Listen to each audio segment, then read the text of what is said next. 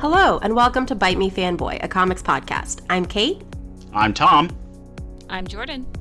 And I'm Kirsten. And today we're going to be talking about Batman Under the Hood, written by Judd Winick and primarily illustrated by Doug Mensch and inks by Tom Wen. I'm going to throw it over to Jordan for a quick summary.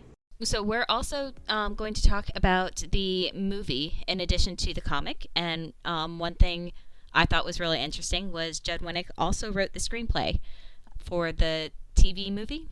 I think it came out on TV, or was it straight to DVD? It was a straight to DVD movie. Okay. But it's a good movie. You should definitely watch it. So Judd Winick also wrote Green Arrow and Green Lantern and received a GLAAD Award for his Green Lantern work in 2021 and 2022, specifically for the character Terry Berg, who was Kyle Rayner's assistant, as he was one of the first. He wasn't a main character, but he was a sidekick character who was openly gay, and he was one of the first characters that was named and had a fairly large role. Additionally, his Green Arrow run included the run that had Mia, who was Speedy at the time, come out as HIV positive. So just some fun facts about Judd Winick.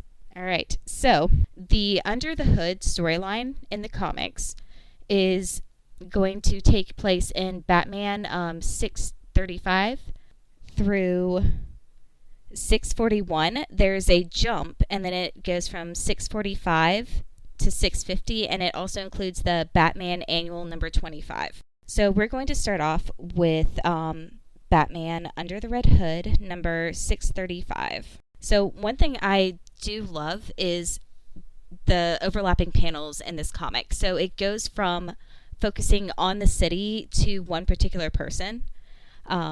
So we're kind of introduced to what is happening in the city as this one random guy in the city suddenly looks up because something is bleeding on him, and we see that there's this mysterious character in a red mask fighting Batman.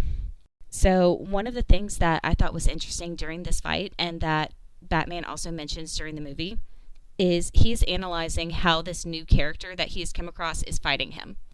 And one of the things that he mentions is that he likes to talk. So we're going to start with spoilers a little bit early because I like all the foreshadowing. If you have not read this run, please read this run before you continue to listen, because I'm going to spoil the identity of this character. Specifically, when Batman is mentioning how he fights, how much he likes to talk, he's describing the characters of how Robin acts in the Batman comics. He's a distraction. He knows how Batman fights in order to be his foil in a fight.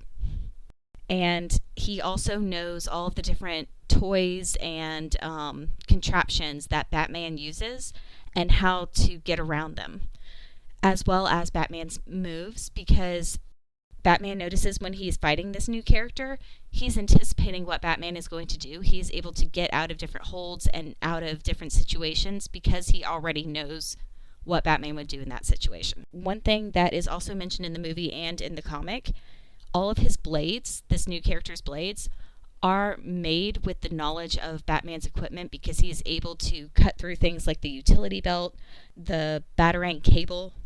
I also like this because we find out later who this red hooded character is. It is a previous Robin. It is Jason Todd.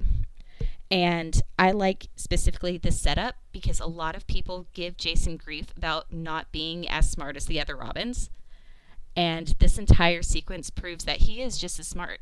He came prepared. He came with the proper equipment. He planned out how the fight could potentially go. And he gets the better of Batman in most of the fight, to the point where he's able to take Batman's mask off. So once we have the reveal of Batman's face, we go to the new character in the red helmet, taking off his helmet. However, we don't actually see at this point who was under the helmet. We flash back to weeks ago, and one of the differences between the comic and the movie is the comic gives us background of where we are in Batman history. So at this point in Batman history, the Bat family has kind of split. So Oracle at this point, these are also going to be spoilers for other Batman runs at the same time. This is the Batman run from 2005. So it's an older series, but if you are reading the comics at that time, some of the things that you'll notice is this is about when Oracle has faked her death. So there is no more Oracle in Batman, and he can no longer rely on her, which he mentioned several times. Additionally, Stephanie Brown has been killed, and I believe at this time, Cass and Tim have both also left. And part of the reason Tim left, if I remember correctly, is because Stephanie died. So it also references in this first comic that the reason Stephanie is dead is because of the Black Mask, which becomes important later in this comic series. So Batman is extra broody and extra lonely right now.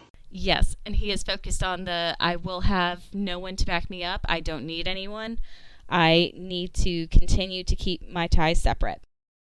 The next scene... by myself. The next thing we go to is a meeting of gang leaders in the city that is interrupted by gunfire and by this new figure in the red helmet, who then, small trigger warning for, do you consider it body horror, Tom? I would consider it gore. Like, body horror yeah. gets into weirder stuff, but, like, this is gore. Okay. And I will say it is more censored in the movie. They don't actually show what is in the bag that the Red Hood drops on the table in front of the mob bosses. In the comic, it does show it. So there is a bag of heads now on the table of all the lieutenants from this gang. And the Red Hood is basically going, you're either going to work for me or you're also going to end up in a bag. And at this point, we are now introduced to the Black Mask as the main villain in this series. It turns out that Red Hood is encroaching on the Black Mask territory, and in order to combat this threat, the Black Mask goes to Dr. Freeze. And I think he's just Mr. Freeze. He's very informal about whether or not you need to refer to him by his PhD. Yeah, he calls him Mr. Freeze, and decides that he wants to try to recruit him.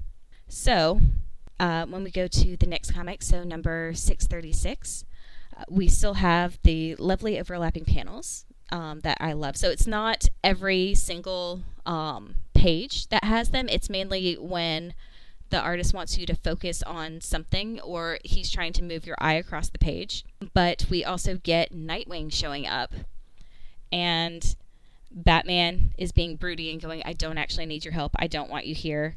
And we can also see that Nightwing is injured coming into the frame. He has some sort of brace on his knee. It's interesting, their conversation, because it's Richard being Richard going, I'm going to be here whether you want me to or not. And Batman going, I don't want you here. You're going to get yourself hurt. They find out that that Black Mask has a shipment coming in. They don't quite know what the shipment is. But Batman and Nightwing go to figure out what is coming into Gotham and try to stop it. Turns out what is being shipped in is a Mazo. So a Mazo is an android that can copy metahuman abilities. At this point, the one that they're fighting has been damaged, so they are able to fight it and not die almost immediately because they do not have metahuman abilities. I love that there is such a thing as a Mazo, the transforming robot, or whatever he's called in comics. Like, comics and more media needs to have the level of whimsy of an evil robot that can imitate superpowers called a Mazo. Mm-hmm. He also has pointy ears. Like he's not just a Terminator. No, he looks like a circus strongman with big pointy Legolas elf ears. All the better to hear you with, my dear. So one of the things that they did not find in the shipment because they were busy fighting a Mazo is something that Red Hood has now made off with, and it is a giant case of Kryptonite. And not just green Kryptonite, it is all the different colors. So not only can it keep Superman away, it can also affect him in other ways. Does he have pink Kryptonite? It doesn't list it. I'm looking for the actual pictures to see. I remember seeing red. Because red kryptonite turns Superman evil, but also pink kryptonite, not red kryptonite, but pink kryptonite makes Superman girly, which is very funny to me when I first found that out. Listen, the Silver Age of comics was very funny. They're very silly. They had these ideas like robots named Amazo. Yeah. I don't see pink, I see purple. I'm not familiar with purple kryptonite. Neither am I. I'm familiar with silver. I think the artist might have just been. You mean to say there might be a coloring error in this comic book? That's a likely story. I don't think that's possible. Either that, or we have not been fortunate enough to see purple kryptonite appear in the comics and see exactly what it does. Or you and I are not remembering it because I am not a huge Superman fan. My Superman knowledge is mainly Legion of Superheroes and Smallville. Okay. Green, of course, is toxic. Red kryptonite makes them evil. Gold kryptonite removes their ability to process yellow sunlight, so it removes your superpowers. Blue kryptonite is green kryptonite, but for Bizarro. White kryptonite kills bacteria and viruses. It's just literally radioactive. I'm like, oh, okay, so that's just uranium. Platinum kryptonite can give a human Kryptonian sun powers. So basically you start using solar radiation to become superpowers. Yellow kryptonite was apparently a hoax from Lex Luthor, but then Superman Family Adventures #2 added it as a real color, but they didn't say what the color was. Black kryptonite splits off your evil half. Yeah, I remember that episode of Smallville. That was Yes, interesting. that's literally what it's from. That's the source listed that I'm reading here. Silver kryptonite was a prank that Jimmy Olsen once pulled on Superman, and they made it a real thing in Smallville, where it makes Superman paranoid. Mm-hmm. Also a fun episode. Pink kryptonite in Supergirl Volume 4, number 79. Pink kryptonite turns Superman gay. Purple kryptonite, which is officially here. I finally got to purple. Purple kryptonite acts like green kryptonite, but it also has mind control abilities to influence the minds of Kryptonians. So it could mess with their mind and their perception. There's also something called Kryptonite Plus, which I think is kryptonite that you have to pay a subscription for. There's also anti-kryptonite. There's Bizarro Red Kryptonite. So if Red Kryptonite makes Superman evil, Bizarro Red Kryptonite does not make Superman good. It makes humans evil. Also Fool's Kryptonite, which just looks like kryptonite but is harmless. Again, that's just uranium. And, sorry, I forgot about this. There's also Blood Kryptonite, which is from one of my favorite comics, 52, which is not actually a real thing. It's a con man who makes it up, but he tries to convince people that there's such a thing as Blood Kryptonite. This has been your Kryptonite Minute. Stay tuned for this kryptonite to matter in a huge way in this Batman story. Yeah, it's mainly just so that Red Hood can try to get money from Black Mask. But not really. They're basically setting up a meet where they're planning to kill each other. So Black Mask sends Mr. Freeze after the Red Hood to find out that Hood has actually booby-trapped the entire area because Jason likes bombs, and I support that. You mean the bombs, like the things that killed him and his mom? Uh-huh. You gotta process your trauma some way. It could be a form of coping. I was going to say, so he went to the, what was that show? Arcane. He went to the Arcane school of processing your trauma. To be fair, he's only putting bombs in empty warehouses where bad guys might show up. He's not blowing up medical supplies. Yeah, he's not blowing up a hospital. At least that, there are many things you can say about Jason Todd, but at least he doesn't blow up a hospital.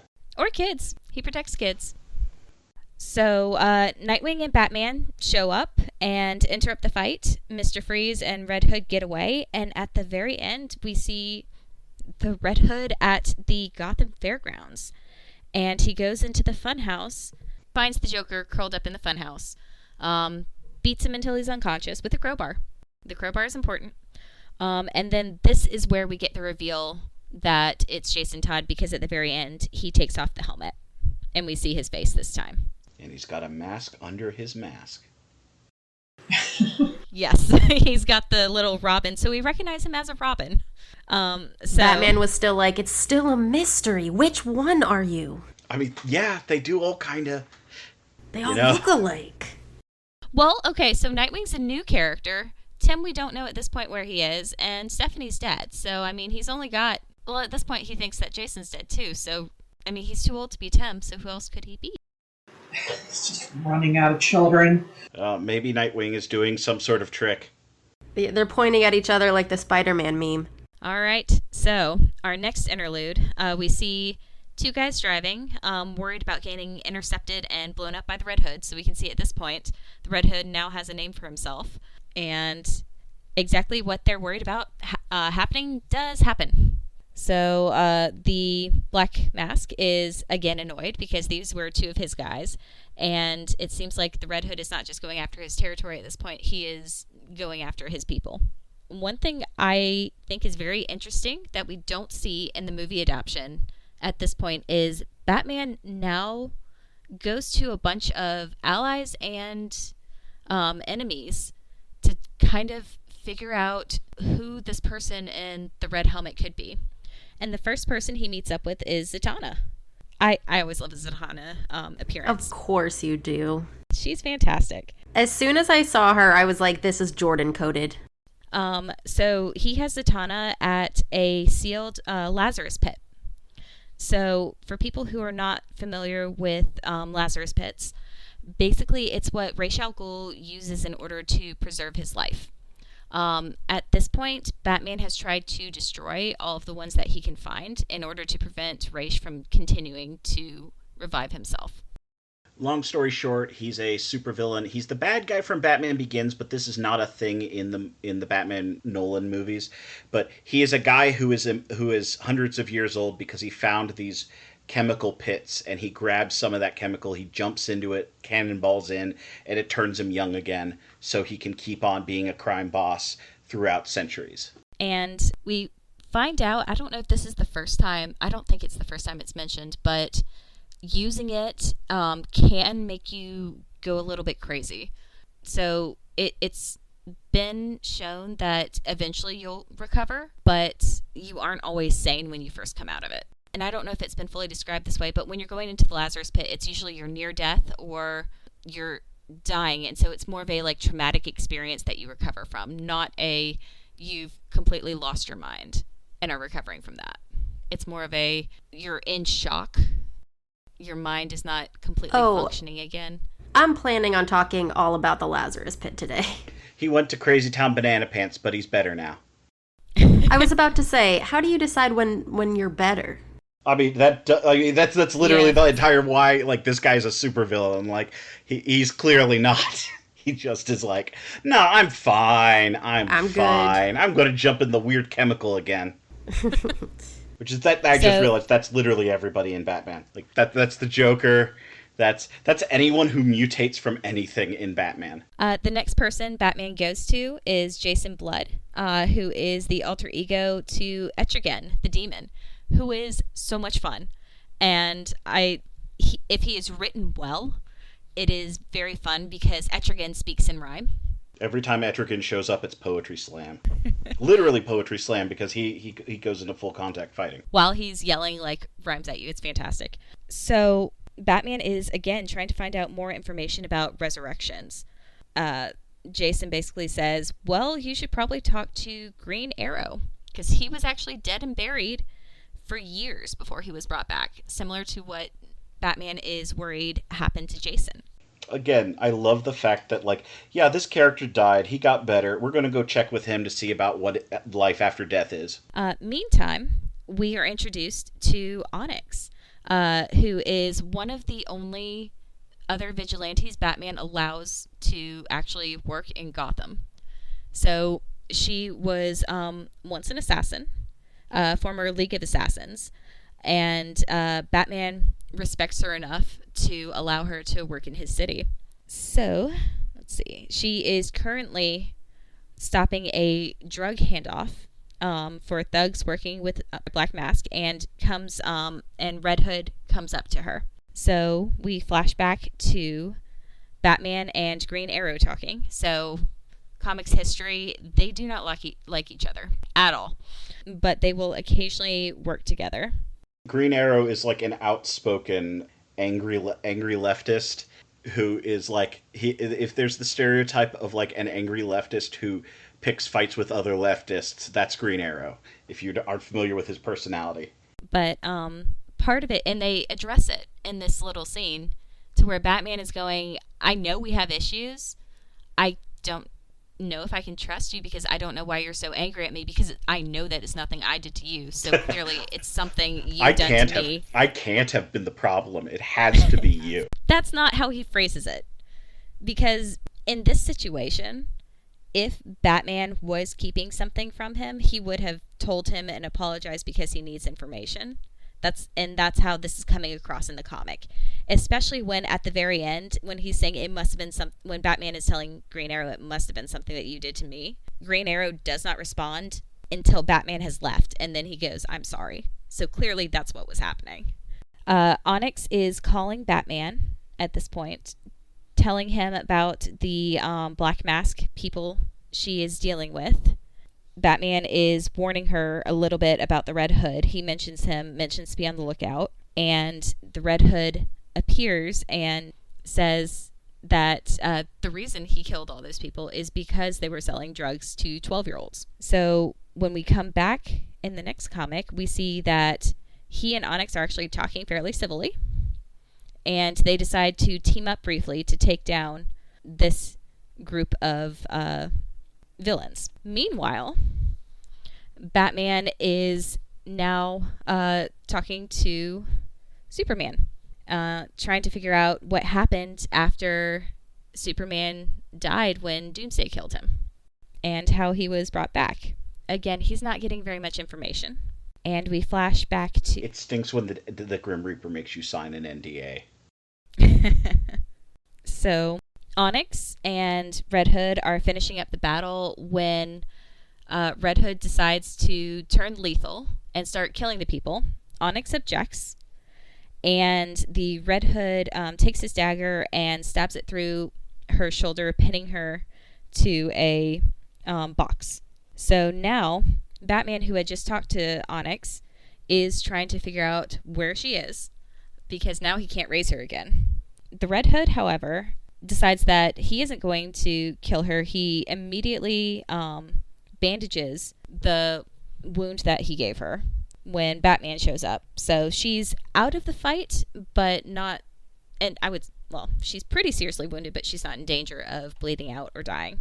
So at that point, Red Hood uses a device from Cord Industries, which is the research and development arm of Wayne Enterprises. Wait, Cord Industries is owned by Wayne Enterprises? So in this comic, at the very beginning, Batman is saying You're right. Sorry, it's just Ted Cord is another superhero, and he has his own tech company, and so they talk about acquiring Cord Industries. It's just like I was like, wait a second, Cord is part of Wayne Tech? At this point in the timeline, yes. It's vertically integrated superheroes. Yeah, and also at this point in the timeline, Alfred had mentioned there had been a hostile takeover of Cord Industries from Wayne Industries. So Wayne Industries at this point no longer owns its research and development arm. It's been bought by a third party, which is why it's very interesting that Red Hood is now using those weapons against Batman.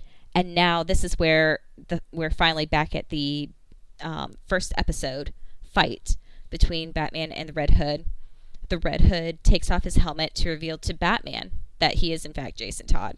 And yet again, he is wearing a mask under his mask. And yet, despite wearing the mask under his mask, Batman looks at him and says, "Oh my God, I know who you are." Yes and no, because he doesn't believe it. He can't think that it could possibly be true. So Jason gives him fingerprints, blood, and hair for him to test to prove that it is actually him. So this is where there's actually a break in the comics. So Batman number 642 643, and 644 are outside of this storyline. Issue 645 picks back up the Jason Todd storyline, and it starts off at Jason's gravesite. We flash back to how Batman was first introduced to Jason, where Jason had stolen the tires off the Batmobile. And I think in this version of it, he was coming back for the last one. Wait, Batman did you caught skip him. when Batman was brooding over his, like, in his Batcave? You've got to be more specific. Where I texted you guys and I thought he was in his tighty whities because I didn't look close enough. Oh yeah, no, he's You in did a not he's in a text me gray this. bodysuit. He's in the Batman suit. It's just he has the trunks over it, and because of the lighting, his skin and the gray bat suit are basically the same color. So it looks like he's just wearing like a Speedo. It was just really funny because I'm like, oh wow, they're really showing like this depressed old dude just like sitting in his tidy whities, just like a divorced dad. That is later in this issue, but yes. Oh, okay. Just wanted to check in with my boy there. Uh-huh. Yeah. Go ahead. But a lot of this is him having flashbacks of Jason as Robin and him brooding in the Batcave as he's going over everything that he can. So like he has the coffin that he's now dug up and he's examining it and he's going, so he's saying in this version of the comic that there never was a body in the coffin, that he was too upset to realize what all was going on and he never saw them actually bury Jason, is what he is thinking at this moment. That's a bad dad. A kid got killed on his watch. I mean, Yeah. yes, that is a bad dad. Yeah, more evidence of a bad dad. That is generally considered the thing that is the defining aspect of a bad parent. Yeah, I was thinking you were saying the fact he was grieving. No. I need to let Jordan finish because otherwise I'm just going to go on a rant about how I'm disappointed in him as a parent. Hey, listen. We have an entire discussion section, and I am here to hear you roast Bruce Wayne. All right, so again, the next issue, we have yet more drug dealers who are again worried about the Red Hood, and one of them is going, well, at least we don't sell to kids, right? And the other one is like, well, there was this one time, and so they are now freaking out because they think they're on the Red Hood's hit list. Batman is, however, the one who comes bursting through the wall and shows them that they are indeed on Red Hood's hit list as he pulls back another section of the wall to reveal that the entire building is set to explode because Jason loves his explosives. Again, he's just being Jinx Arcane right there. If none of you have seen this show, this joke does not make any sense. It is a fantastic show. You should watch it. It's a shame they never made a second season. Okay. So at this point, Jason also has cameras in the building and tells Batman he's got to get out. He's got about 8 seconds to get out of the building before he blows it up. And one thing I think is just so sad is there's an image of Batman escaping at the last moment. It's this beautiful drawing of the explosion behind him. His grappling hook comes out last minute, pulling him away from the fire. And Jason is just so sad, looking from across the way, going, I just love watching you work. It's one of those pictures where, like, their face drops and they de-age, like, 10 years, and you can see the little child going, I miss you. I miss my dad. I miss being the good person. And it's just, You didn't miss being a good person enough to not behead a bunch of people and put them in a duffel bag, though. They probably deserved it. It's fine. All right. So we have another scene of Black Mask, again, freaking out that more of his people are dead. And he looks out the window, and Red Hood now has a rocket launcher pointed at his office. He says, I feel like we're in the crosshairs, and looks out and sees that he's literally in the crosshairs of a rocket launcher. The fact that Jason Todd is just going to wave at him when he sees him before he launches the rocket launcher at him. But yeah, also fantastic scene in the movie. Unfortunately, Mask lives, kills his head of security, and then he finds the people that he has hired to help him take out the Red Hood. This is very different than the movie, based on rights they were able to get for the movie, for the characters. So in the comics, we have Deathstroke, who, if people have seen Teen Titans or are familiar with Teen Titans, will know who Deathstroke is. He is a master assassin. He is also the father of Rose and Jericho.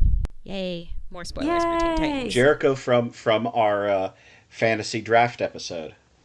So both Jason and Batman are watching watching Deathstroke join Black Mask at the same time, and you have these fantastic panels that are facing each other. So you have half of Jason's face on one side, half of Batman's face on the other side, and they have the exact same reaction to Deathstroke appearing. And it's another fantastic piece of art. I like when comics do fun things, because you really do, how they lay out the panels, you really do get the sense that they're watching this at the same time. You can tell that they've had kind of the same reactions to things and how similar they are, even though they're going about it in different ways. Because Batman does not kill, and Jason very much does. So we also find out that Deathstroke is not alone. He has a couple people who are going to help him out. So one, not such a great introduction. We had Captain Nazi, which, I mean, at least he doesn't survive. I lost my mind. Yeah, like I said, he's a character who exists for bad things to happen to and the audience not to feel bad for him. Like, it's why Indiana Jones fights Nazis. It's because these are characters who you're just like, yeah, this guy can beat him up and, like, you know, flip him off of a motorcycle. And, you know, like, these are people we can have be the chew toys. And that is the only thing that happens when Captain Nazi shows up. Like, he is going to be someone's chew toy. And I'm fine seeing that guy get what's coming to him. It was just a weird Saturday at the Barnes & Noble for me. Yeah, no. If you don't know who this is and you just turn the page, for reference, Captain Nazi's got a he has the exact uniform you would imagine a supervillain with that name would wear. Our other addition to the team is Hyena, who I'm like, I kind of feel bad for, because is it just a hyena person? I mean, I think Hyena is just a regular furry who got mixed up and is in like a hyena fursuit and just can't get out. Okay. I know nothing about Hyena as a character, I'm going to be honest. There's an evil guy in Gargoyles named Hyena. Oh yeah, no, that guy. I know more about that hyena than this hyena. So they are sent to fight Red Hood. Black Mask has his henchmen take one of Red Hood's henchmen and threaten to kill him. So Red Hood has to show up. And then he gets ambushed by the new team. And one other addition to the team that we were not told about is Count Vertigo, who is very interesting. During this fight, though, Batman also shows up and decides that he's going to help Red Hood. So it's very interesting to see them fighting together, because you can see that they still remember how to fight together, and it's really sweet. And I will say, again, with the art, I love how they have drawn Count Vertigo's powers. It's beautiful. It's fantastic. You can kind of see exactly how disoriented you would be the second he shows up. So his powers are basically to give you vertigo. So it's like the ground is moving. You can't keep your balance. You don't quite know what's happening. So during the fight, Jason injects Hyena with a ton of adrenaline. Batman hits Hyena with a piece of Vertigo's cape in order to get him to go after Vertigo. So those two are fighting each other. And then Captain Nazi grabs Red Hood, who then proceeds to kill him, which, good for Jason. I was going to say, nothing of value was lost. Moving on. Could you get Deathstroke at the same time, Jason? I'm just saying. So, at this point, we get a brief flashback with Alfred, which is really cute, and young Bruce. And it turns out they used to have this habit of trying to find first edition books, and they had a firm that would send them the books in these blue boxes to let them know that they had found something. And as Alfred is getting the mail for the day, he finds one of those blue boxes, in the mail, and it is a box that was sent by Jason, and it's actually just a gift. It is not, he's not going to go after Alfred. No, none of the Robins are ever going to go after Alfred. He is basically their dad. But it's his way of, Jason's way of telling Alfred that he is in fact still alive. Aww. Even though Alfred immediately puts it into a chamber and goes, I don't know if this is a trap or not. I mean, that's fair. Yeah. Alfred is the man who raised Bruce Wayne. So Batman gotta get that way from someone. And Alfred clearly is the guy who made him that way. Which is why there are so many adaptations where it's like, yeah, he's an old, like, Secret Service military person. And I mean, at the same time, he had to be able to protect Bruce when he was young. Yeah. So we next see that Black Mask has gathered all of his captains and into one room and is talking to them and proceeds to kill all of them. And we see Jason is in the corner watching, and it seems this might have been part of a deal they tried to make. Except, of course, Jason's not going to make a deal with Black Mask. One of the things that Alfred finds in the box that Jason sent is a piece of Joker's hair. So it's also a message that Jason is sending going, hey, I actually have the Joker. We flash back to Black Mask and Red Hood, who are now arguing over the fact that Black Mask has killed basically the majority of his men, and Red Hood is unimpressed and not actually going to team up with him. So the two of them start fighting. It looks like Black Mask kills the Red Hood. Unfortunately, that's about when Batman shows up to find Red Hood with a knife in his chest and Black Mask standing over him. Black Mask takes the helmet off of the Red Hooded character to reveal it is not actually Jason. Dun, dun, dun. But Jason is talking through the helmet, and we now see that he is talking through the helmet while he is holding a knife to the Joker's throat. So one thing I thought was very interesting to mention at this point is this is the knife that Jason has been using throughout the series. It looks like a Chris dagger because it has that wavy blade. So these daggers typically have a double edge, so that means that both edges are sharp. Not all swords, daggers will have both edges being sharp. It depends on what they're being used for. So this is a dagger that is for slashing and typically making wider wounds to cause more damage. It also makes it harder to grab the blade because it's double-edged and because of the wave in it. So if you were to grab the blade to try to keep it from you, it would cut your hand more easily and it'd be harder to hold on to it because of the wave. So I just thought that was an interesting choice for Jason to have that blade in particular. And also the fact it's a very distinctive blade. So the artist could have given him any dagger, but that's the one that they chose. So this is also where we come back to part of the scene in the ending scene in the movie where Jason and the Joker are talking a little bit while they're waiting for Batman to show up. And even the Joker is questioning why he is still alive after what he did to Jason. Trying to compare, trying to say that they're all the same, that Batman, Robin, and the Joker are all the same. And that's where Jason kind of loses it a little bit. Again, throws his... He really likes throwing his dagger through someone's shoulder into whatever is behind them. So he again does that with the Joker. But I do, again, love how the scene is drawn and it ends, because the argument between Jason and the Joker ends with Jason walking off screen, making the Joker's laugh. So how the Joker's laugh is typically drawn in the comics, it's not like in a speech bubble all the time. It's just the letters, or it's just the ha-ha. But how it's drawn, it's kind of like chaotic and leaning into each other. And it's interesting that you can clearly see that it's Jason who has a laugh instead of the Joker. And I just thought that was a really cool art choice. So, back to Batman.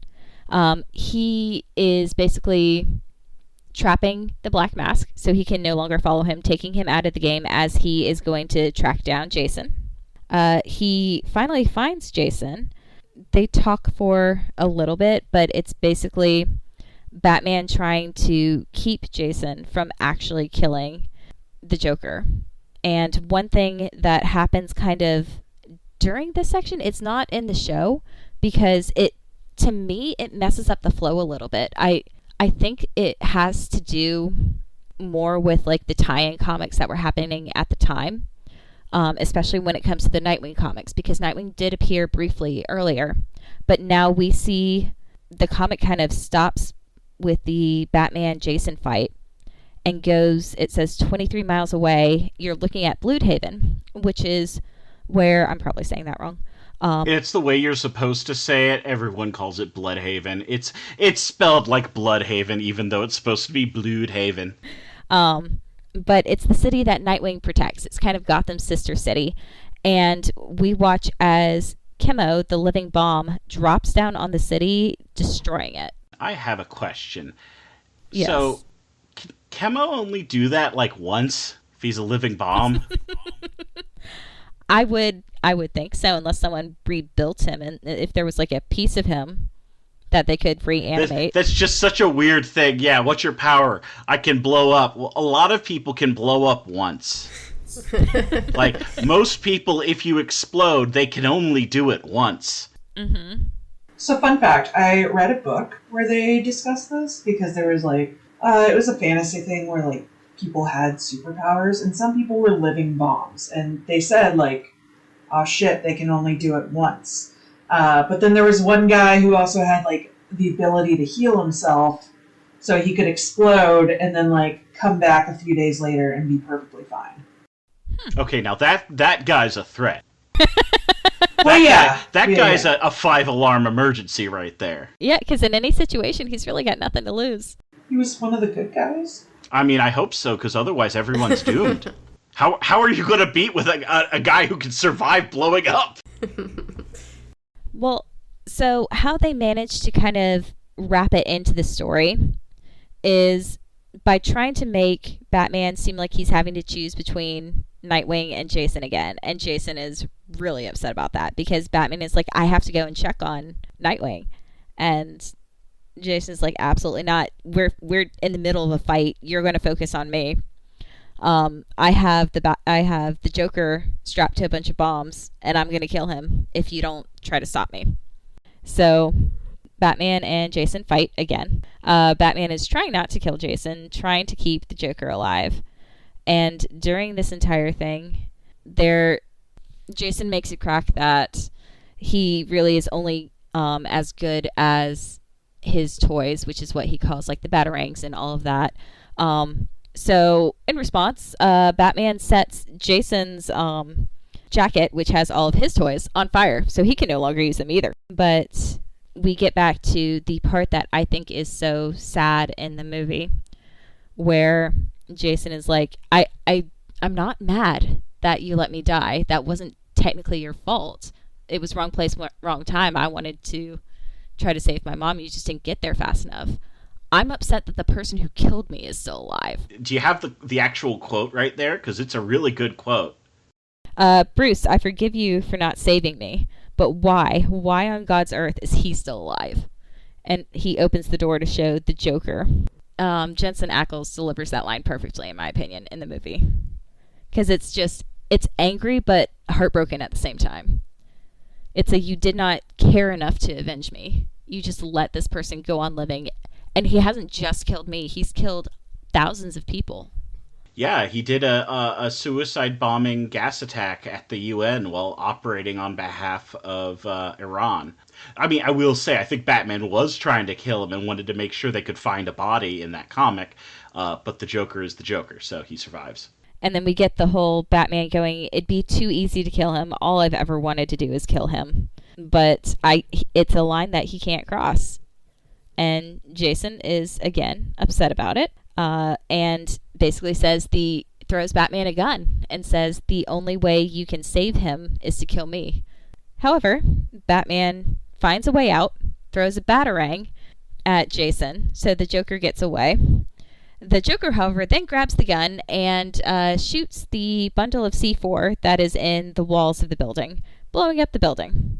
because Jason loves his bombs. And then we get a strange scene at the end of Batman in multiple costumes throughout the continuity, and a cryptic message going, "We've been here before."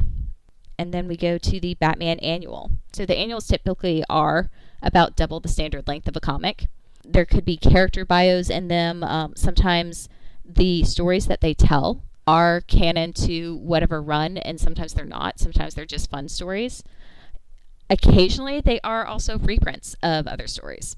It's just kind of hit or miss as to what will fill in the publishing schedule at that time. However, Batman Annual 25 is a continuation of the Red Hood story. So it's mainly a way of clarifying how, in this continuity, Jason returned. So it has a quick review of Jason's death, a quick interlude of Superboy Prime punching his cell to alter the multiverse.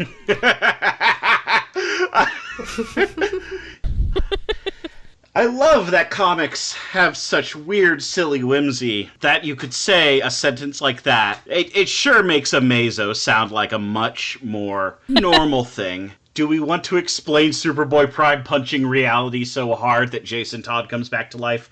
Or do we just want to say, comics are weird, it happened in a comic book event? We could do a whole nother episode on that comic book event. I believe we could do an infinite number of episodes on that crisis. Mm-hmm. But I do want to point out some things. So when you open the annual and are actually looking at the comic, some of the shards have characters such as the Doom Patrol, or Donna Troy, who is a character in Teen Titans some of the time, but she is also Wonder Woman's sidekick. She's Wonder Girl. We also have Wally West and Hawkman. So those are some characters that have different identities based on what continuity we're in at the time. And it kind of gives a brief preview of the continuity they were reviving when they had Superboy break his cell. All of reality shifts, gets crazy, goes weird, and then the comics jumped forward by a year, and you basically saw not just the status quo changing, but all the comics going to what was literally called 1 year later.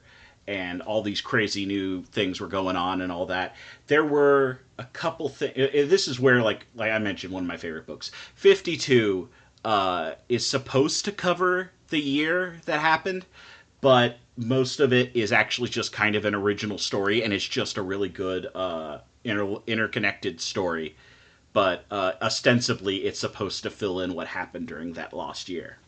And then we are brought back to Jason, and we're told, oh, hey, he was never supposed to die.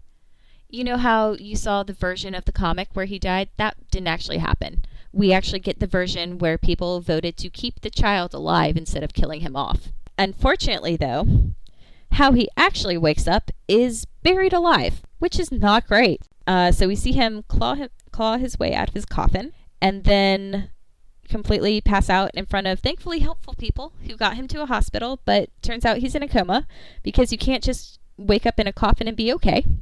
We also, however, do get the explanation of what happened to the coffin that Batman found and the sensors that he had put. The explanation is the sensors didn't go off because Jason was breaking out of the coffin instead of someone breaking into the coffin, which to me did not jive. Like, that's not a great explanation. It's a motion sensor. It's going to go off. However, comics. Yeah, so another little sad part we get is when Jason briefly wakes up, he starts asking for Bruce, who is his father. No one can find out who he is because he has no prints in the system because he was a Robin, and Bruce erased all of his prints, so no one can identify him. Not even Bruce. Yeah. Aww. Wait a second. Yeah, the fingerprints that he gave? Uh-huh. Wait a second. So he's like, yeah, here, I'll prove my identity, Bruce. Here, my blood, my hair, my fingerprints. You see, they match nobody. That's how you know it was me, Jason. Unless Batman has them on the Bat computer and just prevented them from showing up anywhere else. I assume he would have to, because otherwise that plot point would be really silly. Uh-huh. But yeah, so we see Jason wanders away from the hospital, ends up on the streets. Don't help. I thought he's supposed to be the best detective. The world's greatest detective. Are you done, Kate? I'm done. Go ahead. So while he's on the street, in order to defend himself, he apparently remembers all of these moves that he learned as a Robin. He unfortunately cannot talk at this point because they're saying trauma. But Talia gets reports that, hey, there's a kid who is acting like a Robin. And she's going, well, I guess Jason Todd is alive, because she makes that connection immediately. So she finds him, takes him, and cares for him. And when Raish is going to perform his ceremony to revive himself in the Lazarus pit, she sneaks Jason in and throws him into the Lazarus pit to see if she can get his memories back. And hey, it works. We're just going to ignore the fact that he may or may not be crazy at this point. She then sneaks him away and sends him back to Gotham. He finds an old neighbor who has some of his parents' old stuff, so he can get some information. And Talia helps him reset up in Gotham. She gets him information on his death certificate, information on what has happened when he was away, and helps him actually fix the coffin, so that the coffin that Bruce later digs up did actually have no body in it, but it's because Talia helped him replace it. That, again... So, original story, oh, it's just someone stole his body and brought him back. Okay, it's a fake. That makes sense. And then, no, I got a better explanation. We're going to explain it better. He actually comes back from the dead, digs his way out of the grave, Kill Bill style, breaks the coffin up, all this stuff, leaves, and then comes back later with a dummy that is a duplicate of himself when he was a 10-year-old. Or whatever, however old he was when he died. He was actually like 16, I think. When he was a 16-year-old. And then puts the dummy duplicate of his 16-year-old self in there, fixes the coffin with some Gorilla Glue, I assume, reburies it, replants all the grass on top of it, and that's your better explanation. I'm not roasting you, Jordan. I'm roasting the comic. Yeah, I know. It's not great. There's also a brief... They try to explain how in Hush... it was not Jason either, except for at a certain point during the fight when... so it was Jason at the beginning of the fight, and then Clayface became Jason for the ending of the fight. Yeah, so for reference, Hush is a murder mystery story in Batman. And it is, hands down, on one hand, a great send-up to all of Batman's various rogues and characters. It is also just a bad mystery, because it is very obvious the most obvious person to be Hush is Hush, and the main red herring is, hey, what if Jason Todd, who we all know is dead and not coming back, actually came back to life and is messing with Bruce? And you think, oh, that sounds familiar. What could it be that? And no, you see, it turns out that it's Clayface, who is a shapeshifter who can turn into different things. Clayface was turning into Robin to mess with Batman and to do psychological warfare. And you're like, oh, okay, that, was the explanation. And now, again, they have now explained that not only is a significant portion of Hush Jason Todd's doing, which is weird and fascinating. Now, he actually was there fighting Bruce, and then had Clayface basically tag in like it was a wrestling match. So Batman didn't know Jason was still alive. Yeah, so the annual tried to kind of wrap everything up and go, so here's how it actually happened. Yes, don't think about timelines. This works. It's fine. It's all due to Superboy punching the multiverse. It's fine.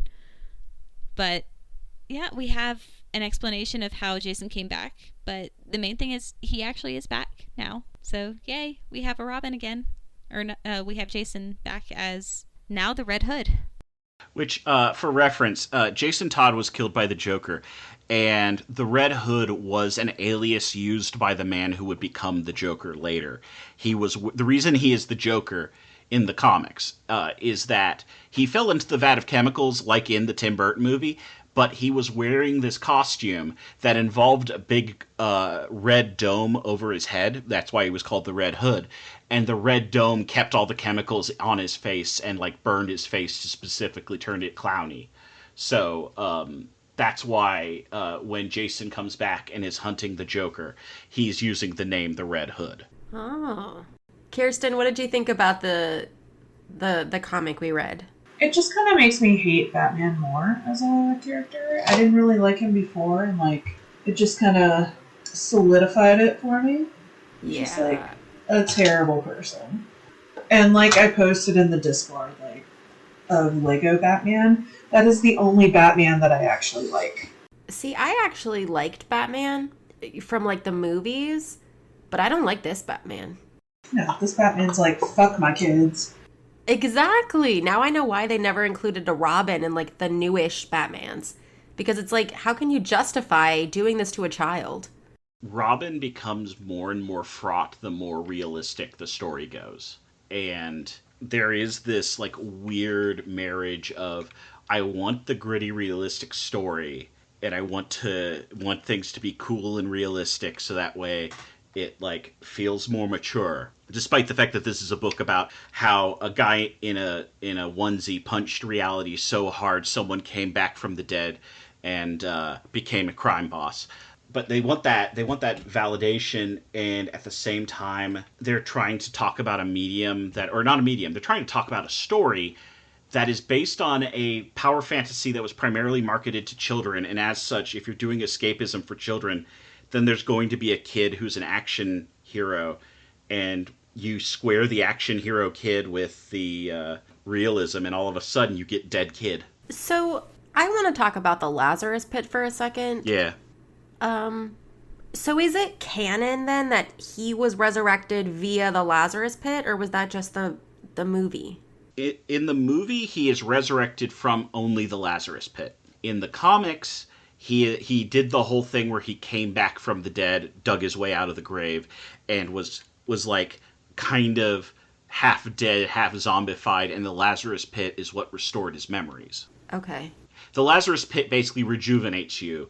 It's not supposed to bring you back from the dead, so it restored him to the way he, like, to full physical and mental faculties from before.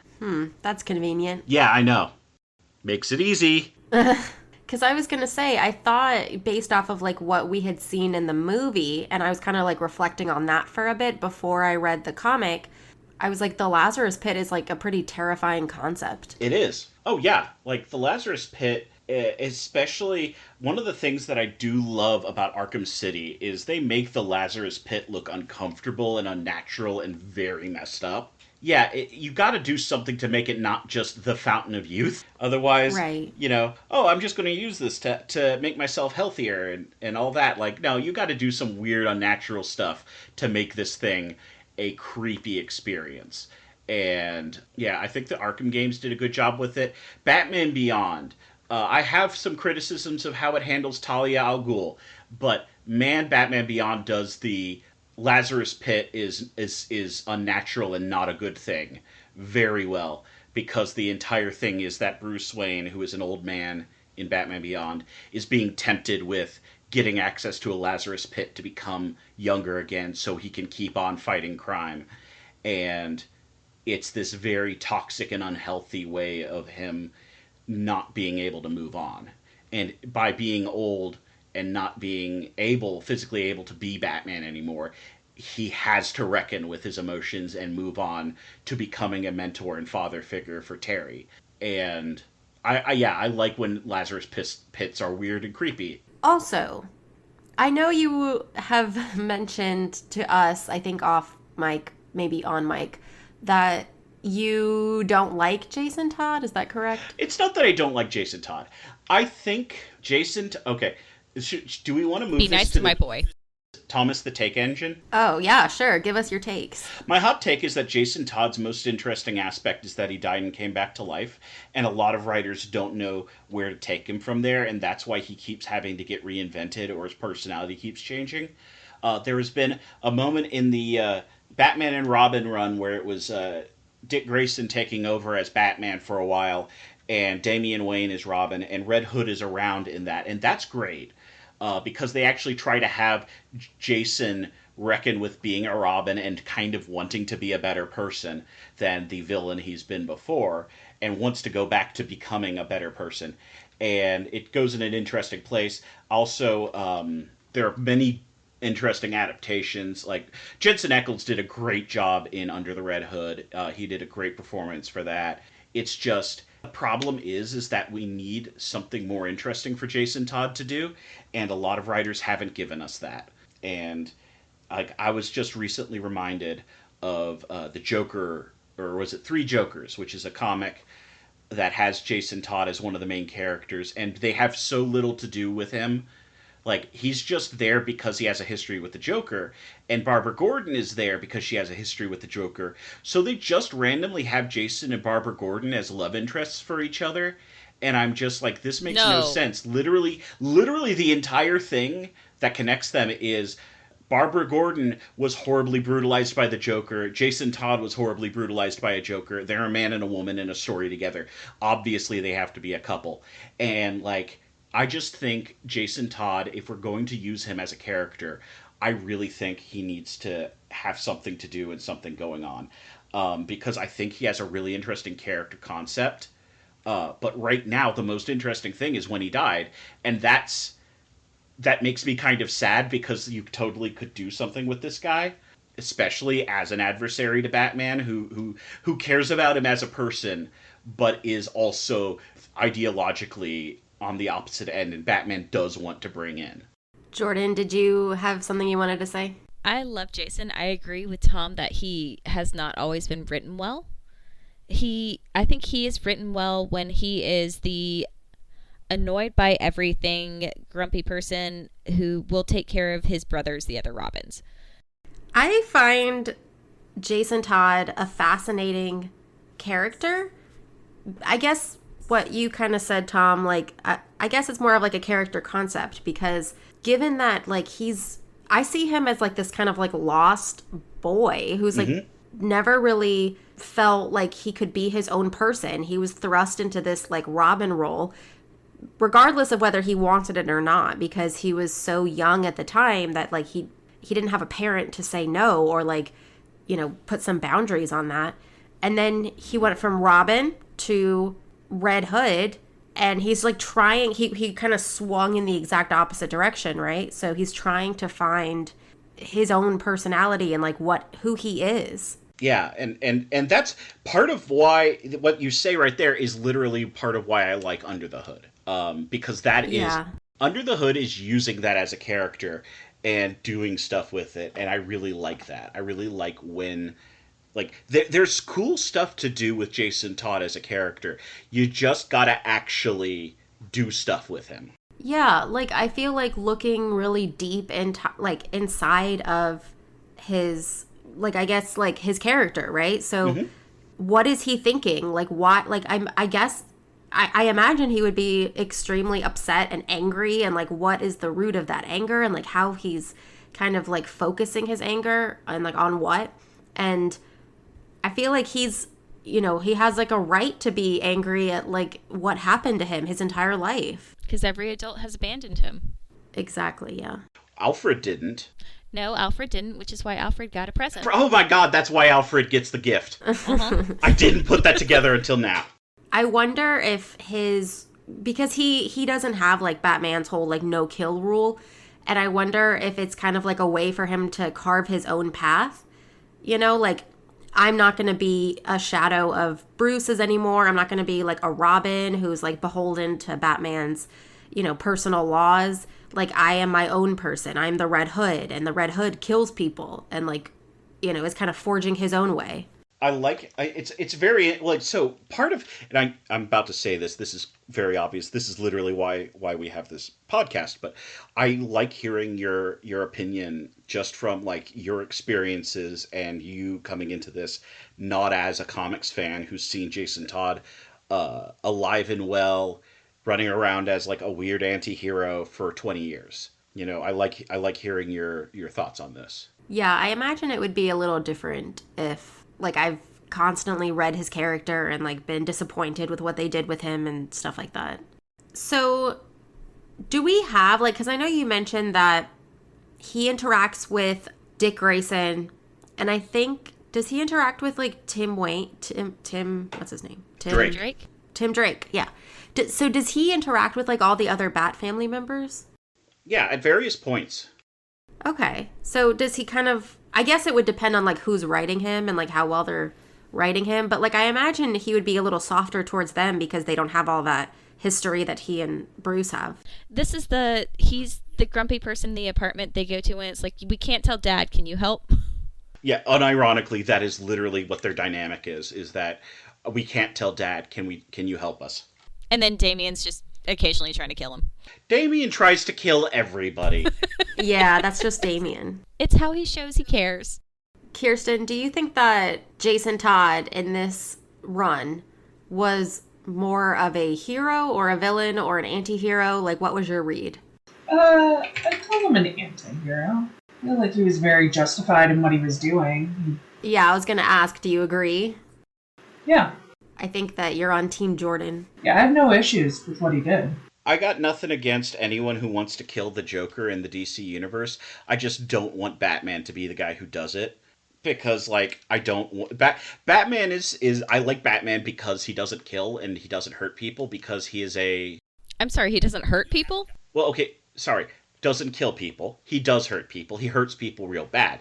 But if you have a guy who's just super rich, runs around killing people willy-nilly because he sees himself as judge, jury, and executioner, that's mostly just like, oh, that's the guy from The Most Dangerous Game who hunts people for sport. Like, you know, that's Kraven the Hunter. And nobody likes Kraven the Hunter. I mean, he's got a pretty solid reason for hunting people down. And, like, he's beating up people who are, like, selling drugs to children. I mean... Oh, yeah, no, I'm talking, like, Batman... Yeah, it's just, I think part of what makes me care about Batman as a character is him specifically not being a killer. I would not be interested in Batman stories if Batman did kill people. I totally felt that Jason's anger was justified, being like, I get that you have this no-kill rule. I get, like, your whole deal. But then he killed me. Like, he killed somebody that you considered a son. I consider you a father. And you didn't do anything. Jason wasn't there to see Superman inhale all that gas during the UN bombing. That wouldn't make me feel better. Yeah. Nobody feels better after reading that part of the story. But no, it's the thing. It's like there's the catch-22. The Joker doesn't get to die. Batman doesn't get to break his rule. But as I've always said, Commissioner Gordon could have just shot the Joker in the face and said, "Oh my God, he killed himself." And walked away because, like, who's going to stop him? But the Joker isn't allowed to die by editorial mandate. Right. Like, I feel like this was just, like, maybe that was the point. Like, it was just so unsatisfying for everyone involved. Mm-hmm. Including, like, the reader. That's literally what the Joker says. He says, I'm the only one who gets what I want. Everybody loses. That's what he says after Batman doesn't want to kill him. He says that because the Joker knows he is the only one getting what he wants. So why do we think that Bruce brought in, what's his name? Dick Grayson. I think Dick Grayson brought himself in. Yeah. Well, okay. So, but he let him, I feel like, isn't Batman the guy who's like, if he doesn't want to be found or doesn't want people around, like, they will not be around? Yeah, but it's Grayson. It's his son who has a key. His son can just get in. It's his favorite son. You can tell.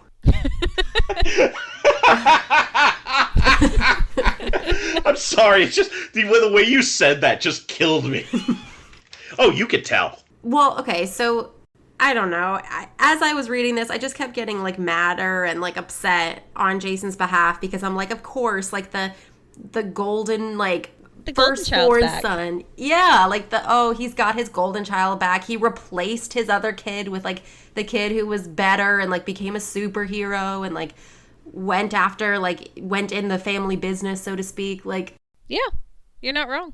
The thing is, okay, what I will say also, though, there's also the comic called A Lonely Place of Dying, which is literally about how much Jason's death messed up Bruce Wayne and how he was unable to really get over it. And instead, Tim Drake figured out Batman was in bad shape and basically is like, hey, Batman, get your shit together. People still need superheroes.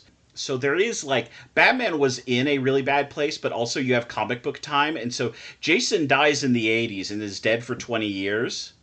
But also, in the comics, it can't have been that long because he's, like, a couple years older. Like, he's an adult now, but he was, like, 16 when he died or 17 when he died. So, you know, it's weird time frame. So, on one hand, Bruce has had 20 years of time to come to terms with the death of Jason, and on the other hand, he just got over it super fast, you know? Yeah, maybe that's also what kind of got me. Like, I didn't, because we read them back to back, and so I was like, wow, this guy just didn't really have time to grieve his son. Like, I don't know. So do you think that you could read this run on its own, or do you have to read A Death in the Family first? I don't recommend anyone read A Death in the Family. Okay. I think you have to just know the history. I don't think you actually have to read it. I think the things that you need to know about it are that Jason was trying to find his mom. He got killed by the Joker because Batman didn't get there in time.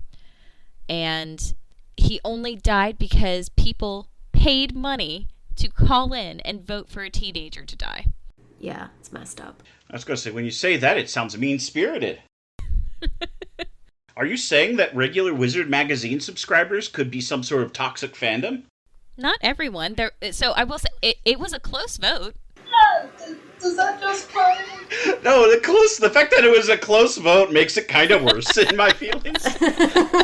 Oh, yeah, no, it was a close vote about whether or not to kill off the kid. Well, no, it just shows that the evil people have all the money. So do we like the movie better, or do we like the comic better? I think the movie holds together better as one cohesive piece and is a better introduction than the comic, especially because there are gaps in the comic. And I think overall the story is better told through the movie. I will say, so the movie came out in 2010, 5 years after the comic came out in 2005. So, and it is the same writer. So Judd Winnick had more time to refine the idea, to see what played well, what didn't. So I kind of see it as here are the ideas that we put together, and here's what fit, and here is the story we want to tell. At the same time, though, I do love the art in the comics, specifically the little pieces I was pulling out. My favorite part of the comic art is, so weirdly enough, my favorite part of the comic is Black Mask. For a character who famously just has like a Halloween mask stuck to his face, they decide to make him super emotive, and he just looks like an emoji because it's just an eyes and a mouth. And so every time he's freaking out, when he's like running for cover, when he's scared, all that, he just looks funny as hell to me. And the movie is very concerned with making sure this guy doesn't look pitiful. And I think that's a mistake because, God, you should let Black Mask in the movie look like a walking, talking emoji. Because especially with how Jason, like, waves hello before shooting a rocket, like, it fits, tonally, it is so, like, everything kind of fits together tonally. I really enjoyed the film. I think because, like you said, Jordan, everything was just kind of a lot more streamlined. And I also really liked the voice performances. Oh, yeah. I thought that, I didn't realize that this was one of Jensen Ackles' first roles, right? Voice acting roles. Voice acting roles, okay. So he was so young, and, like, I just thought he really nailed, like, the kind of, like, especially when they were doing, like, their confrontation, him and Bruce, and how he was so, like, hurt, but also upset, but also angry, and, like, all of that kind of, I thought, came through. Kirsten, what do you think? What do you think about, like, do you like the movie more or the comic more? Maybe the movie, because I didn't really like it. So Oh. there was less of the movie. Oh no. Did you not like it because Batman was a dick?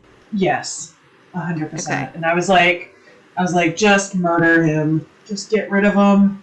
I'm done. Correction. Nightwing is a dick. Batman is a Bruce. Okay. All right. Wow. There's a reason I call him Nightwing. And or this Richard, is why and it's this because... is why I'm not near you right now, so that way you can't hit me. Because you were a child. All right. So I'm going to board us onto Thomas the Take Engine. Anybody have any hot takes or controversial opinions that they would like to share? I think Kirsten started us off with she didn't like it. And there was less of the movie that she had to endure. I think they should have murdered the Joker, a la Last of Us style. Oh. Yes. Well, I was going to say, wait, Last of Us 1 or 2? 2. Okay, so they do with the Joel in 1, yeah. Yes. Jesus, Tom. Just end it. I don't disagree, but... Yeah, I don't think that's a hot take. I just want the Joker out of the comic for a while. I understand there are great stories, and I love many great stories with the Joker, but he is so overused. I need the Joker to just be, like, on a shelf. Like, I'm putting the Joker on a high shelf where the kids can't reach him, and he's only going to come down at a special time as a sometimes treat. I agree. My controversial take is the Joker, for me, is one of the least interesting Batman villains because he has no motive. He just wants to cause chaos, and I don't find that entertaining, interesting, or compelling. I want even something as silly as, hey, I want to make Batman follow my riddles, and maybe eventually he'll end up in a park where I'm going to try to kill him. But there is I don't know. You're right. But at the same time, I love when the Joker his evil plan is, I'm just a funny little guy. There's a great story back in the day called The Laughing Fish, where the Joker jokerizes a bunch of fish, and the fish end up with these big giant smiles. And then the Joker copyrights Laughing Fish as his own thing. This leads to the Joker suing people because they have his copyrighted Laughing Fish. His smiling fish. It's the silliest thing, and the Joker is being a silly little guy, and I'm just like, yeah, no, this is fun. I like this. This is silly. Especially because later writers have revisited that story where he pisses off Aquaman, and so the Joker and Aquaman have to deal with each other. I'm just like, yeah, no, give me that. Give me the Joker being funny. Everybody wants the Joker to be killing... everybody. The writers always want the Joker to be killing Joker and not Laughing Fish Joker. And I think that's a mistake. Laughing Fish Joker had a plan. He was interesting. Yeah. He was a funny little guy. Yeah, I think that... I don't know. I think that they put too much emphasis on the Joker as, like, his ultimate villain, but then it's not... There's no stakes involved if neither one of them can die, or... I don't know. I just, like, I'm not invested in them. Yes, exactly. Neither can die. They both have to stay a marketable commodity. Nobody gets to change. Nobody gets to grow. Nothing gets better. It's the same thing forever. We are stuck here in this purgatory/hell that is Batman and the Joker. So, who had the best or worst drip? I'll go first. I wish they had the confidence to put Bruce in his tighty-whities when he was giving that divorced dad on the couch eating frozen pizza energy, when he was going through, like, blood samples of someone that he erased. Someone he erased from the database. Huh, nobody's coming up. I wonder why. No, I think I can tell you hands down, the funniest drip, and that is whenever the Red Hood takes off his actual Red Hood and he's wearing a little teeny mask under it that looks like the Robin mask. Especially because the minute anyone sees that mask, Bruce is like, oh my god, it's you! And recognizes him immediately, because, like, the entire point is he's wearing a mask under another mask, and it's not even a mask that works. That is just the funniest thing to me. And I love how silly that is. Like, I love anytime you have a scene in a movie where someone pulls off a mask and they've got a mask under it. That is always the funniest thing to me. As for best drip, it's hands down for me Black Mask because he's an emoji. I don't know. I kind of liked Count Vertigo. He's got his own little light display to go with his outfit. Okay, Count Vertigo can come in and like do crazy stuff with like your perception and everything, so he can make himself have the best drip by default. And if you don't agree, you lose your sense of balance and are on the floor anyway. Yeah, and then he calls you a peasant because he's actually European aristocracy. Is he really? In some comics and continuities, he is. All right. Now, what words or... Because I know, Jordan, you mentioned a lot of, like, the overlapping panels and how, like, that really stood out to you. And you kind of mentioned, like, throughout your whole, like, the summary, certain things that popped out, like some foreshadowing or things that kind of caught your eye. Did anybody else have, like, moments where they were like, oh, that's really cool, or, like, I really liked how they did that? I joke about Kryptonite and all that. I did the whole thing. But frankly, the reveal of the Kryptonite was a really cool thing because you're just like, the minute you see glowing rocks in a comic book, you're just like, oh, I know exactly what this is. And that was such a good reveal that like, oh, this is a 5-alarm fire for everybody who wants to deal with a superhero. And I think that's a very, very like good reveal. I think it's like we're in the crosshairs.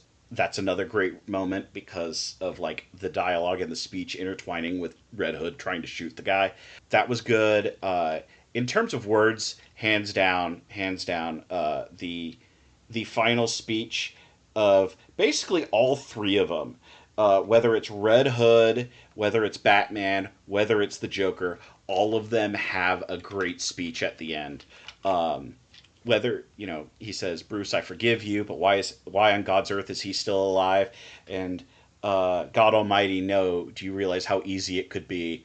Like Batman saying that to him, and then the Joker saying, I'm the only one who gets what I want. That's just that. I'm the only one who gets what I want is such a good villain line for a story that is like a tragedy about a family not able to reconcile.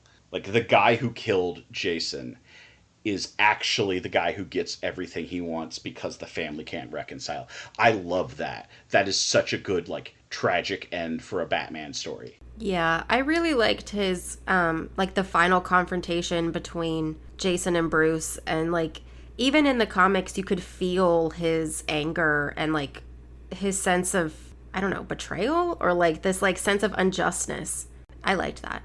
Especially the whole, like, Batman the entire time going, I know you're mad that I let you down. And Jason going, you did, but I'm not upset you didn't save me. That wasn't your fault. It's the fact that you could have done something afterwards and you didn't. That is legit, like, also one of the best lines in the movie. When Jason says, Bruce, I forgive you, that is such a well done line. Like Jensen Ackles, I would never have believed the guy from Supernatural would be such a good voice actor because he is so much of a face guy in that show. Like so much of what he does in that show is his face. And the amount of emotion he packs into Bruce, I forgive you for not saving me, is so good. Well, so when you say he's a great face actor, you don't just mean because he looks good. You mean all of the emotion he can pack. Yeah, no, that's what I mean. I mean, the guy makes facial expressions and like, listen, I'm going to say this. There's a reason Tumblr loved Supernatural, and it wasn't just because, pretty men. It's because Tumblr is an image-sharing platform where you share images as reactions, and Jensen Ackles is such a good face actor. There is an expression he makes for literally every situation you could ever want on that website. And so I would argue that's one of the things that makes him such a good voice actor, because if you're in a booth, the more you move without making noise that's going to distract the microphone, the better your voice is going to come across. And so if he can do so much with his face, that is exactly how he's going to sound when he is reading the lines. And so I think that's one of the reasons he came across as such a great voice for Jason, and how just saying that one line, you can hear the anger, the sadness, and the frustration that Bruce does not understand why he is so mad at him after all of this. and does not understand how much of a betrayal it was that the Joker is still alive. Yeah, he's really showcasing that disconnect, right? Because after all this time and after everything they've been through, he still doesn't get it. He doesn't understand. I'm not mad at you. I'm disappointed that you didn't avenge me, that you didn't, take care of the person that killed me. That I didn't matter enough to be the one person you would break your rule for. Right. Because if it was the Golden Boy, would you have? Oh, that's a good question. I bet you. I mean, so I don't think Batman would have. However, I don't know if Jason believes that. Correct. But at the same time, Richard wouldn't be upset about it. He wouldn't be upset about it like Jason is. Yeah. Because he would understand. Yeah. Because they both follow that one rule. And Jason is like, I don't want to follow that rule. Like, I want to be forging my own path. Meanwhile, what's his name? Nightwing is a superhero, just like Dad. He's in the family business, just like Dad. He has the same no killing rule, right? Just like Dad. It's also, their upbringings are different. Jason was on the streets, so it's if someone hurts you, you have to stop them or they're going to do it again. Mm-hmm. Versus, yes, Richard lost his entire family, but he was never completely alone because he was immediately adopted by Bruce. So he always had family, or he always had someone to fall back on. He never was really on his own until he became Nightwing and set out on his own. But that was also, tell me if I'm wrong, but wasn't he was 9 or something, or 10 when Bruce adopted him? I don't know how old Jason Todd was. I know Dick Grayson was 12. Oh, 12. Okay, yeah. So he had a because that's a meme. He had that a family. Is a whole meme. Dick Grayson, age 12. Oh. Because of a very badly written comic. But that comic keeps repeating Dick Grayson, age 12. And so everyone is like, oh yeah, how old was Dick Grayson when Batman adopted him? 12. Yeah, so then he knows he knows the secure attachment. He knows what it's like to have a family. He knows throughout his childhood, his incredibly important early developmental periods, he had people there to support him, to give him shelter, to meet all of his needs. And like you said, just a completely different upbringing, which would impact, how he is later on in life. But compared to Jason, who had to struggle and, didn't have that same kind of attachment to loved ones at early important ages, yeah, he's going to feel neglected and upset and angry. And I completely, I don't know, I feel for him. So don't be mean to my boy, Tom. Why? I've already been mean enough. I mean, can you at least see, though, that oh, yeah, no, I totally see it. I'm just punchy, and so I've been roasting him because you've got so here's the thing. I was going to say, I'll just say this in the nutshell in the comics also, because these characters are always constantly coming back to life after they died. We keep talking about Stephanie Brown. Stephanie Brown died and came back to life in the comics. Barbara Gordon faked her death, comes back later. When he goes around killing, the criminals and stuff, it's in a world where death doesn't necessarily matter the same way. And so, yes, I'm going to kill the supervillain. Okay, I give it a year, The villains never stay dead. No, and I understand. I understand where it's there's so many interesting things that you can mine from his characterization, like Jason Todd's backstory and character, but then you would have to have a good writer to really explore that. Exactly.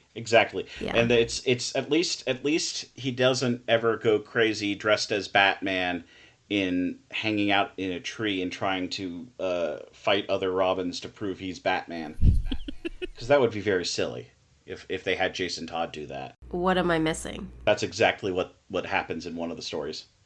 He's in a bootleg Batman outfit attacking other Robins to prove he's the best Batman. Yeah, that was not a great storyline.